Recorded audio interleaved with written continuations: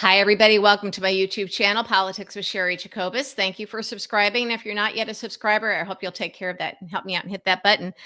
This is about my fourth or fifth attempt to do this video today. The sound was, something was wrong earlier. So we've been doing troubleshooting and I think we have it fixed. But anyway, today's not a good day. I am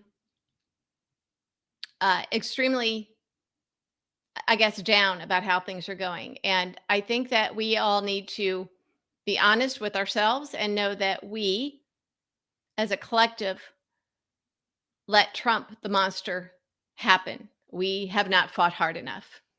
And that is the truth. And we make excuses for ourselves. We're like, oh, there shouldn't be infighting. It's not infighting to do an honest assessment of where we are. Now, granted, we've never seen something like this in this country, and it might have been slow in the uptake, but Nancy Pelosi erred by not impeaching Trump after 10 counts of obstruction of justice in the Mueller report. Do not come at me with, oh, but Mitch McConnell, oh, but later we impeached him. I'm not talking about that.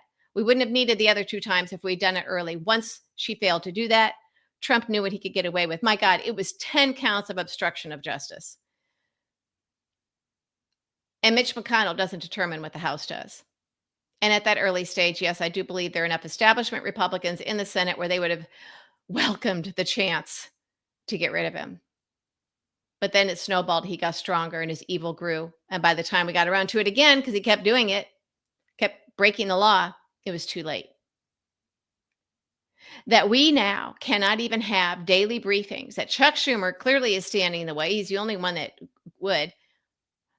Right now, we should be having somebody behind the podium, preferably Mayor Pete, saying that Trump and Kash Patel have lied about the Michigan shooter. Yes, I said it. The Michigan shooter, they're saying, is a lefty. He's not. He's MAGA. He killed 4 people in Michigan over the weekend. He's a retired military. Flags on the truck, Trump sign in the front yard, all over social media with his Trump t-shirt and hating liberals. Because see, Trump can't get support without getting people to hate us. And by the way, opposing Trump doesn't make you a liberal. I spent my life as a Republican operative. I was a centrist. Most of us are. Push comes to shove.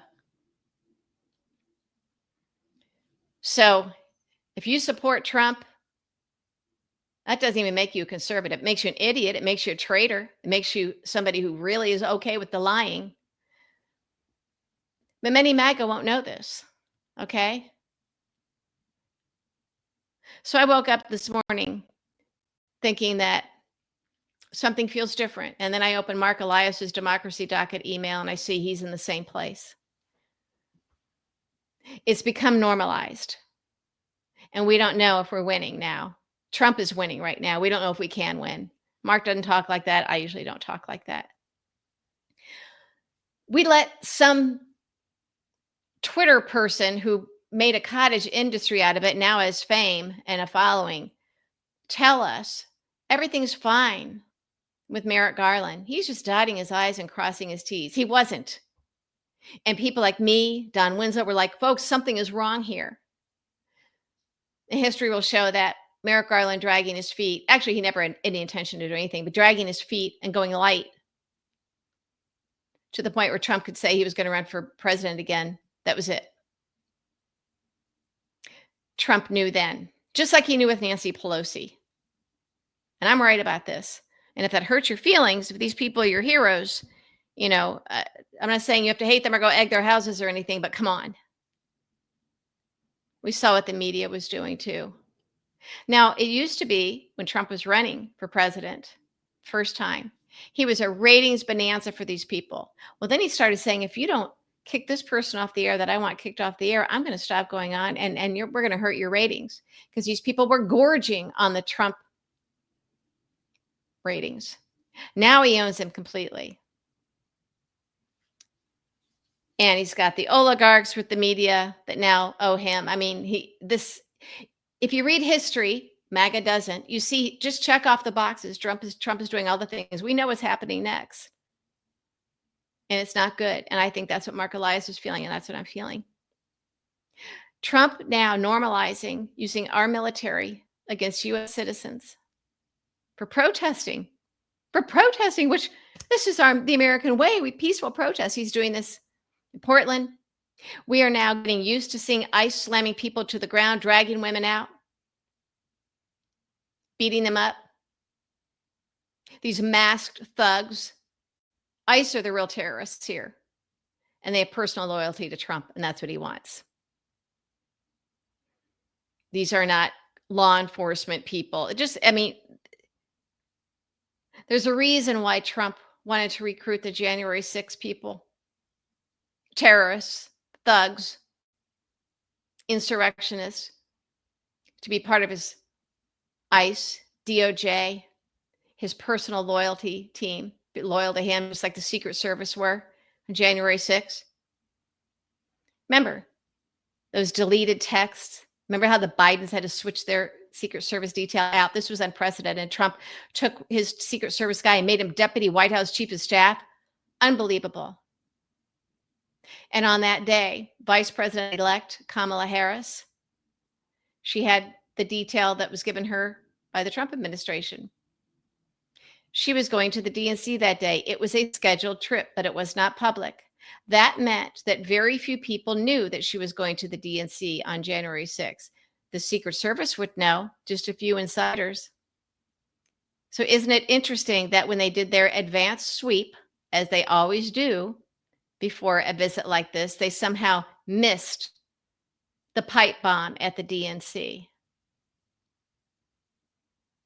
Mike Pence knew. He knew not to get in the car with those people. He knew they were Trump loyalists. He knew Trump wanted to kill him.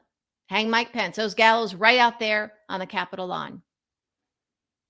And they wanted to kill Nancy Pelosi. This wasn't hyperbole. It was real.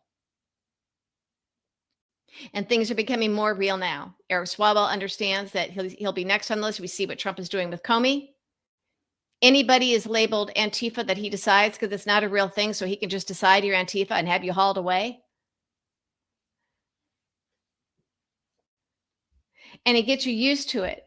First is bots and trolls, like all over Twitter, like they've been really coming after me, using the C word and everything, normalizing the idea of arresting people for opposing Trump.